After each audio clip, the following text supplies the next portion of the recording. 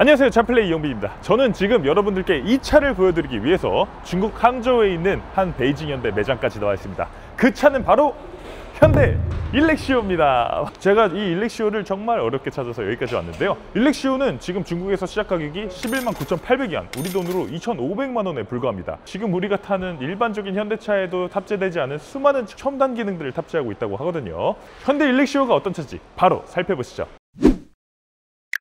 이 실물 디자인부터 살펴보도록 하겠습니다. 전체적인 실루엣을 봤을 때 실물이 꽤 괜찮다는 생각이 듭니다. 지금 옆에 소나타도 있고 아반떼도 있고 다른 현대차들이 이 매장에 같이 있는데 현대 일렉시오가 뭔가 디자인이 모난데 없이 현대차랑 잘 어우러지는 그런 느낌이 드네요. 현대 일렉시오는 기본적으로 기아 EV5와 형제차입니다. 전장이 5mm 긴 거를 빼고는 전체적인 크기가 모두 다 EV5랑 완전히 같은 사이즈예요. 스포티지나 투싼급의 자동차라고 생각해 주시면 좋을 것 같습니다. 자, 일단 전면 디자인을 조금 더 자세히 살펴보도록 하죠. 일단 현대 로고가 매끈하게 이 보닛에 통합이 되어 있는 구조고요. 그리고 전체적인 이 보닛이 매끄럽게 떨어지는 이런 구조를 갖추고 있습니다. 구체적인 공기저항 개수나 이런 것들을 밝히고 있지는 않지만 이 차가 공기를 뚫고 지나갈 때 이 공기 흐름을 굉장히 유연하게 만들어줄 수 있는 그런 이 보닛 구조를 갖춘 것도 볼 수 있어요. 자, 그러면서 지금 헤드램프 같은 경우는 한쪽에 4구씩의 이 크리스탈 스퀘어 헤드램프를 장착했다고 얘기하고 있습니다. 여기에는 사실 숨겨진 의미가 있는데요. 현대차의 H 알파벳을 모스부어라면 점점점점이잖아요. 그 점점점점을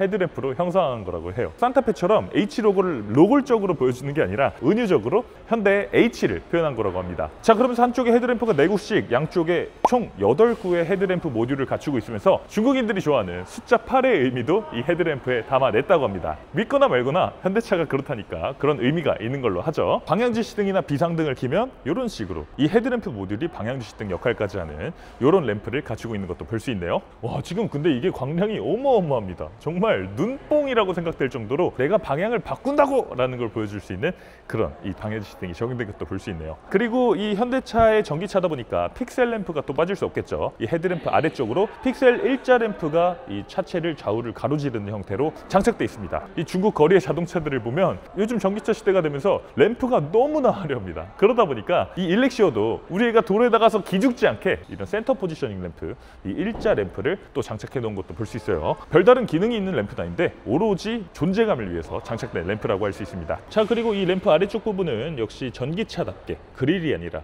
완전히 매끈한 형태로 만들어 놓고 있는 거 볼 수 있고요. 그리고 아래쪽에는 액티브 에어플랩이 장착되어 있습니다. 그래서 이 공기 저항을 줄여야 될 때는 이런 식으로 에어플랩이 닫혀 있다가 만약에 배터리 냉각이나 모터 냉각이 더 필요한 상황에서는 액티브 에어플랩이 열리도록 만드는 이런 액티브 에어플랩이 장착된 것도 볼 수 있네요. 가운데에는 앞차의 차간 거리를 파악하는 데 도움을 주는 밀리미터파 레이더가 하나 장착된 것도 볼 수 있습니다. 자, 보닛도 한번 열어보도록 하죠. 잠깐, 가스리프트가 아니었네요. 이거 되게 의외네요. 가스리프트가 아니라 이런 식으로 꼬챙이를 끼워서 고정하도록 만든 이 보닛이 장착되어 있고요. 기본적으로 이 안쪽은 말끔하게 마감이 되어 있지만 이쪽에 별도로 프렁크 공간이나 이런 별도의 수납 공간을 마련해 놓고 있지 않습니다. 그럼에도 불구하고 이 브레이크액이나 냉각수를 보충해야 될 때는 이런 것들을 보충할 수 있도록 하는 커버들을 장착해 놓고 있고, 이런 식으로 파란색 뚜껑을 통해서 많이 보충을 해야 되는 소모품 같은 경우는 언제나 쉽게 보충할 수 있도록 만들어 놓은 걸 볼 수 있네요. 자, 이제 측면으로 넘어오도록 하겠습니다. 일단은 금호 타이어에 그 솔루스 타이어가 장착됐고요. 256018 사이즈의 18인치 휠이 장착된 것도 볼 수 있습니다. 자, 그리고 이쪽에 사이드 리피터도 있는데요. 방향지시등을 점등하게 되면 이런 식으로 이 방향지시등도 이렇게 픽셀 램프로 만들어 놨습니다. 그래서 현대차라는 걸 알 수 있는 이런 디자인적인 디테일들을 또 더해주고 있는 것도 볼 수 있네요. 자, 그러면서 지금 도어 캐치 같은 경우는 이렇습니다.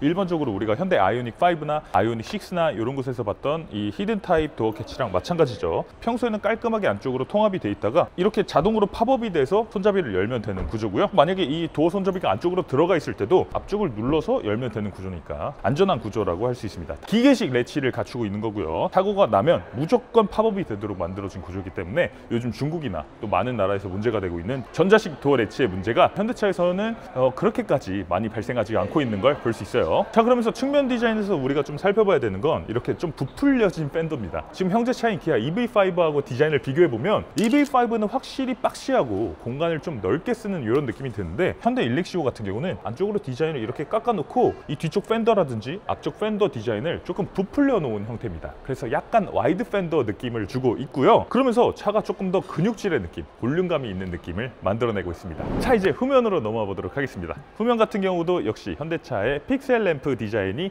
쭉 일자로 이어진 형태고요. 이 가장자리 부분에선 살짝 위쪽으로 치켜져 올라가는 디자인을 해놓고 있습니다. 그런데 이 픽셀 하나하나가 지금 빛을 내는 구조는 아니고요. 일자 램프를 쭉 달아놓고 그 위에 검정색 플라스틱을 더 씌워서 픽셀 램프처럼 보이도록 만든 구조예요. 그리고 이 일자 램프가 그냥 일자로 쭉 펼쳐진 느낌이 아니라 가장자리에서 위쪽으로 살짝 치켜져 올라가는 이런 형태를 해놓고 있어서 차 폭이 넓어 보이는 효과가 아니라 오히려 차 폭이 조금 좁아 보이는 느낌, 그러면서 차가 조금 더 역동적인 느낌이 나도록 만들어 놓은 걸 알 수 있습니다. 자, 방향지시등도 한번 전등해 보면요, 이런 식으로 방향지시등이 들어오는 걸 볼 수 있습니다. 비상등이나 방향지시등이나 모두 이렇게 시퀀셜 타입으로 스르륵 스르륵 지나가는 이런 방향지시등을 장착해 놓고 있어요. 디자인 쪽으로 아주 멋지네요. 그리고 지금 와이퍼 같은 경우도 리어 스포일러 안쪽에 이 와이퍼가 통합되어 있는 구조라서 디자인 쪽으로 아주 매끈한 느낌을 주고 있는 것도 볼 수 있고요. 그러면서 이쪽에 현대차 로고도 평평한 2D 형태로 처리가 되어 있는 것도 볼 수 있습니다. 요즘 현대차 같은 경우는 이 현대차 로고를 이 윈도우 안쪽으로 넣어 놓는 경우가 많은데, 일렉시오는 그냥 바깥쪽에 배치해 놓은 걸 볼 수 있네요. 저는 그래서 일단 외관 디자인을 봤을 때 디자인이 나름 괜찮은 것 같습니다. 지금 오히려 우리나라에 출시한 요즘 현대차들보다도 오히려 디자인이 과하지 않고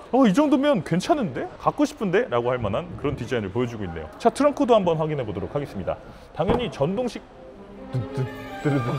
전동식 트렁크가 아니라고?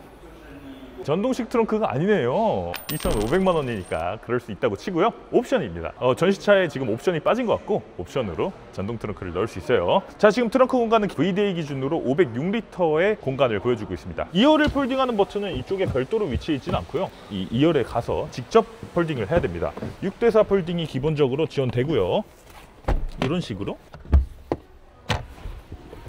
이런 식으로 2열을 폴딩하게 되면 트렁크 공간이 최대 1540리터까지 확장되는 걸 볼 수 있습니다. 지금 트렁크 공간이 투싼이나 이런 차들에 비해서는 다소 좁아요. 그리고 아래쪽이 많이 올라와 있는 구조라서 개구부가 조금 좁다라는 거, 이런 아쉬움은 있지만 2열 시트를 폴딩했을 때 1540리터니까 만약에 긴 짐이나 많은 짐을 실을 때는 2열 시트를 폴딩하면 충분히 사용할 수 있도록 만들어주고 있습니다. 배가 한번 들어가서 누워봐도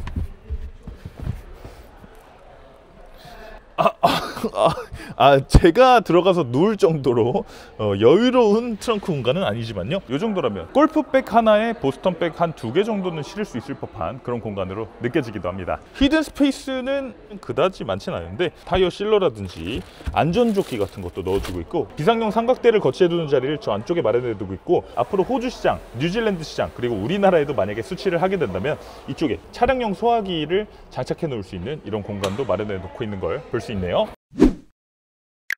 2열로 들어와 보도록 하겠습니다. 자, 일단 2열에 들어와 봤을 때 느낌은 이렇습니다. 현대 투싼이나 기아 스포티지 이런 차들과 거의 비슷한 무릎 공간을 보여주고 있어요. 일단 시트에 엉덩이를 붙이고 앉았을 때 무릎 공간 굉장히 넉넉하죠. 지금 주먹이 한 2개 반 정도 들어갈 법한 꽤 넉넉한 이 레그룸 공간을 보여주고 있고요. 만약에 엉덩이를 좀 빼서 편하게 앉더라도 충분히 편안하게 앉을 수 있는 그런 여유로운 2열 실내 공간을 보여주고 있습니다. 저처럼 키가 185인 남자가 앉아도 이 정도 여유로운 공간이 나오니까 실제로 일렉시오를 가지고 패밀리카를 운영하시는 분들에게도 충분히 여유로운 그런 공간을 보여주고 있고요.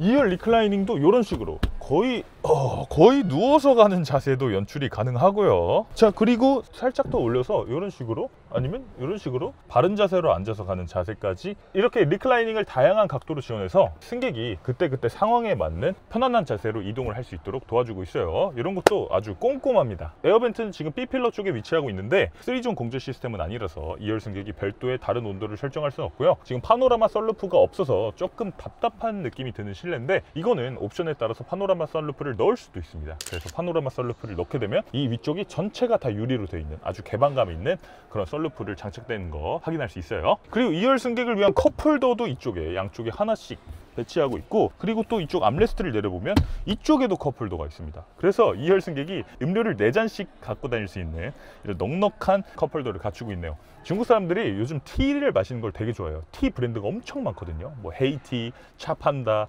배왕차이 뭐 엄청 많아요. 마시는 차, 밀크티 이런 거에도 미친 민족이기 때문에 사람들이 다양한 차를 이렇게 꽂아 놓을 수 있는 이런 컵홀더도 갖춘 걸 볼 수 있네요. 암레스트 아래쪽에 이런 식으로 2열 승객들도 별도의 짐을 수납할 수 있는 거, 이런 히든 공간도 마련을 해놓고 있고요. 야, 야 이거 뭐야.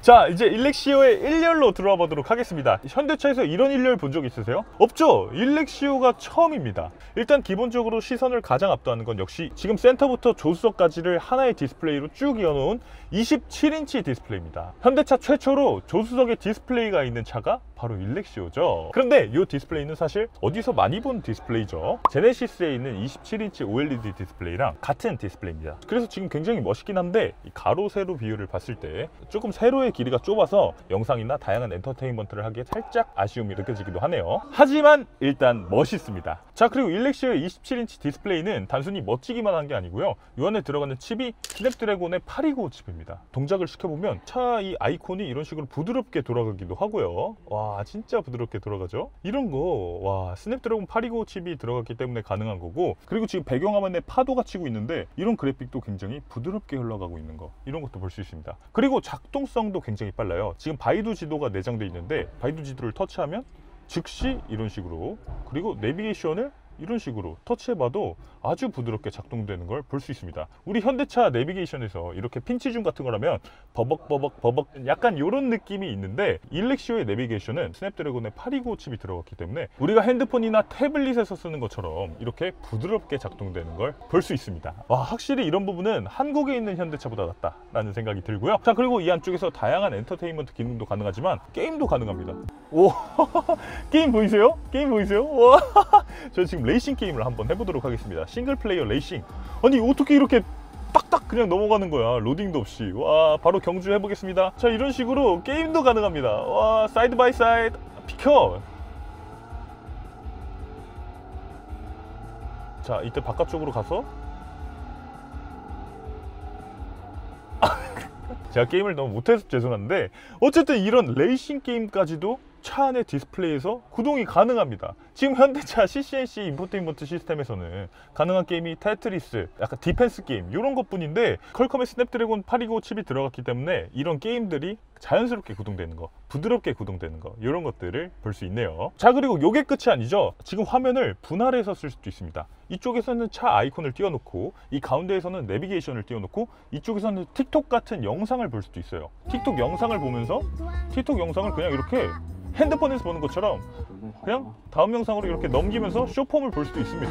틱톡 같은 서드파티 앱이 들어갔기 때문에 이쪽에 분할 화면을 통해서 이런 식으로 쇼폼 콘텐츠를 볼 수도 있고요. 이런 iQII 같은 OTT 서비스도 제공을 해주고 있어서 조수석에 있는 운전자가 영화나 드라마 같은 것들을 즐길 수 있도록 또 만들어주고 있습니다. 그것도 3분할 화면으로. 그래서 운전자와 동승자가 각기 다른 콘텐츠를 즐길 수 있도록 하는 거 아주 멋지게 느껴집니다. 현대차에서 이렇게 잘 구동되는 걸 보는 건 이번이 처음이라는 생각이 드네요. 노래방 앱 이런 것들도 지원을 해주고 있어서 이 현대차가 개발하지 않은 다양한 서드파티 앱들이 들어와서 이 디스플레이 안에서 구동이 되도록 하는 거, 이런 다양한 부분들을 살펴봤을 때 이게 현대차의 차세대 인포테인먼트 시스템 플레오스 커넥트의 미리 보기라는 생각이 듭니다. 앞으로 현대차 플레오스 커넥트가 되면 이런 식으로 분할 화면을 쓰게 하고 다양한 서드파티 앱들이 들어와서 구동되게 하고 또 고성능 칩이 들어가서 이 디스플레이가 부드럽게 구동되게 되고, 앞으로 현대차도 이런 핵심적인 기능들을 갖추게 될 텐데 현대 일렉시오에서 다른 현대차들보다 가장 먼저 이런 기능들을 선도적으로 보여주고 있습니다. 이런 기능들은 빨리 우리나라에 파는 현대차에도 적용이 돼서 우리가 좀 즐길 수 있었으면 좋겠다 라는 생각이 드네요. 이런 식으로 확장시켜서 이 화면 전체를 내비게이션으로 볼 수도 있습니다.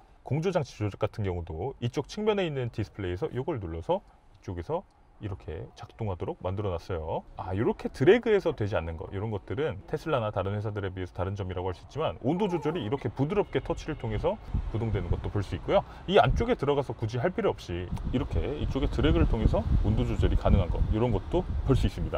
자 그리고 이게 끝이 아닙니다. 지금 계기판이 없어졌잖아요. 계기판의 기능이 이쪽에 통합되어 있습니다. 지금 PRND, 지금 주행 가는 거리, 속도, 이런 것들을 다 인포테인먼트 디스플레이의 왼쪽에 보여지고 있는 이런 구조다 보니까 이 계기판이 사라졌는데, 그래서 계기판 역할을 하는 사이버 아이 HUD라는 걸 이쪽에 달아놨습니다. 이건 지금 BMW의 신형 iX3나 샤오미 YU7 같은 최신형 자동차에도 적용이 돼 있는 기술인데, 유윈도우 아래쪽을 검정색으로 코팅을 해놓은 거예요. 빛이 반사되거나 투과되지 않는 완전히 검정색의 코팅이 코팅을 이 유리 하단부에 해놓는 겁니다. 그리고 이 안쪽에 HUD를 아주 작게 파놓은 거예요. 그래서 이 HUD의 정보를 이쪽에 반사하는 형태로 만들어져 있습니다. 앞으로 신형 아반떼나 뭐 아이오닉 3나 이런 스파이샷을 봤을 때 차세대 현대차에 이쪽에 디스플레이가 있는 형태로 만들어진다고 알고 있는데, 그런 디스플레이가 있는 것보다 이렇게 HUD식으로 만들어 놓는 게 훨씬 더 이 시인성에 있어서는 더 좋습니다. 특히 주간에 빛이 내리쬐을 때 이 부분은 완전히 검정색 코팅을 하고 HUD의 정보를 이쪽에 반사시켜주는 시스템이기 때문에 언제나 낮이든 밤이든 선명한 HUD의 정보를 볼 수 있다는 점에서 이런 HUD는 아주 장점이 있는 구조라고 할 수 있는데, 현대차 최초로 또 일렉시오에 들어왔네요. 와, 진짜 부럽습니다. 우리나라에도 좀 이런 기능들이 들어왔으면 좋겠다 하는 질투도 날 정도로 아주 훌륭한 HUD가 장착이 되어 있습니다. 그러면서 HUD에 나오는 정보도 주행 가는 거리라든지 도로의 제한 속도라든지 내 차의 현재 속도, 드라이브인지 파킹인지 후진인지, 내가 지금 어떤 음악을 듣고 있는지, 이런 다양한 정보들을 보여주면서 기존 HUD나 계기판의 기능도 잘 해주고 있는 걸 볼 수 있습니다. 아무리 최첨단의 디스플레이가 들어왔어도 운전자가 이 전방을 주시하면서 운전에 꼭 필요한 정보를 볼 수 있도록 하는 아주 첨단의 기능, 그리고 꼭 필요한 기능이 여기 일렉시오에 잘 들어와 있다는 생각이 들기도 하네요. 자, 그리고 무선 충전 패드 같은 경우도 듀얼 무선 충전 패드가 장착되어 있습니다. 그래서 이쪽에 놔도 충전이 되고 이쪽에 놔도 충전이 되는 이 듀얼 무선 충전 패드가 장착되어 있고요. 그리고 이쪽 컵홀더 같은 경우는 이런 식입니다. 빵이나 지갑이나 뭐 핸드폰 같은 걸 넣어줄 수도 있지만 요거를 이런 식으로 해서 컵홀더로 사용할 수 있는 이런 아주 똑똑한 기능도 갖추고 있네요. 야, 이런 것들 아주 좋은 아이디어네요. 그리고 이쪽에도 또 이런 식으로 별도의 수납 공간을 또 만들어 두고 있네요. 그러면서 비상등을 제외하고 모든 분리 버튼을 이 안쪽 디스플레이에서 조작하도록 만들어 놨습니다. 자, 이제 일렉시오 시승도 한번 해보도록 하겠습니다. 자, 그러면 한번 가속도 해보도록 하겠습니다. 가속! 야, 이런 느낌입니다. 지금 현대 일렉시오는 두 가지 모터 중에서 선택할 수가 있어요. 기본적으로 앞차축에 모터를 하나 장착한 싱글 모터 모델이 있습니다. 160kW, 217마력의 최고 출력을 발휘하는 전륜구동 모델이 있고, 그리고 뒤쪽에도 모터를 하나 더 달아서 최고 출력 316마력을 발휘하는 이 듀얼 모터 모델이 있는데, 저희가 시승하는 차 같은 경우는 싱글 모터 모델입니다. 그래서 전륜구동 217마력의 출력을 발휘하고 있어요. 형제차인 기아 EV5와 완전히 같은 구성이라고 할 수 있죠. 자, 그래서 지금 이렇게 가속을 해보면 가속감이 뭐 그렇게까지 짜릿하거나 그런 느낌은 아니지만, 그럼에도 불구하고 투싼급의 준중형 SUV라는 점을 생각해 봤을 때 그렇게까지 아쉬운 출력 혹은 부족한 출력이라고 느껴지진 않습니다. 초반부터 토크가 빵 하고 터져나오는 이 전기 모터의 특성상 출력이 아쉽지는 않은 그냥 딱 알맞는 수준의 전기 모터가 탑재되어 있는 걸 볼 수 있어요. 자, 그리고 지금 이렇게 코너링을 해보고 있는데, 자, 이렇게 커브를 지나가고 있는데 지금처럼 우회전을 하는 상황, 내가 핸들을 오른쪽으로 급격하게 꺾은 상황에서는 이렇게 내 몸이 왼쪽으로 쏠리니까 왼쪽 사이드 볼스터를 부풀려 줍니다. 순간적으로. 그리고 다시 이렇게 핸들을 정렬하면 이 사이드 볼스터가 다시 제자리로 돌아가요. 그래서 운전자가 한쪽으로 몸이 기울이지 않도록 하는, 예전 같으면 어디 스포츠카에서나 볼 수 있을 법한 그런 기능이 여기 일렉시오에 탑재가 되어 있습니다. 지금 핸들링 느낌은 되게 부드럽습니다. 가변식 스티어링 기어비를 갖추고 있는데, 드라이브 모드를 스포츠로 하면 조금 묵직해지지만 기본적으로 스노우, 에코, 노말 모드, 이런 드라이브 모드에서는 굉장히 가벼운 이 핸들 느낌을 갖추고 있습니다. 그래서 손가락 하나로도 이렇게 돌아갈 만한 이런 핸들을 보여주고 있어요. 그래서 아주 가벼운 핸들이 적용돼서 편안하게 운전하기에는 딱 좋은 그런 핸들 기어비를 갖추고 있습니다. 지금 핸들링 기어비가 13대1이 넘는 정도, 그래서 이 핸들링이 아주 편안하고 부드러운 느낌이 듭니다. 거의 예전에 메르세데스 벤츠 핸들처럼 아주 부드러운 느낌이 나네요. 현대 일렉시오의 승차감은요, 아주 부드럽습니다. 지금 노면이 좋은 도로를 달리고 있기는 하지만요, 이렇게 이음매를 넘어봤을 때도 충격이 꽤 잘 걸러지는 모습을 볼 수 있네요. 승차감이 우리나라 소비자들이 정말 좋아할 만한 승차감입니다.